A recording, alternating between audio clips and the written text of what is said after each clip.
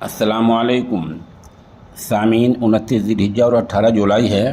خبر کا عنوان ہے چاند دیکھنے کی اپیل۔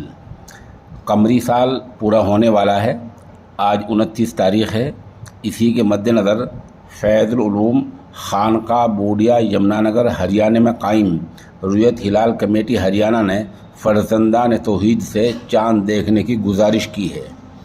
خانقاہ کے سربراہ و All India Muslim Personal Law Board کے رکن حضرت الحاج پیر جی حافظ حسین احمد قادری مجددی دامت برکاتہم نے کہا کہ ہجری سال آج بھی پورا ہو سکتا ہے۔ اگر چاند دکھ گیا، نہ دکھا تو کل یقینی طور پر پورا ہو جائے گا اور نئے سال کی آمد ہے، اس لیے چاند دیکھنے کا خاص اہتمام کیا جانا چاہیے۔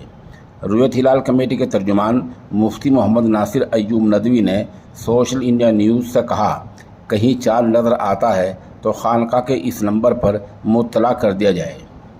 90 34 88 25 65 9 0 3 4 8 8 2 5 6 5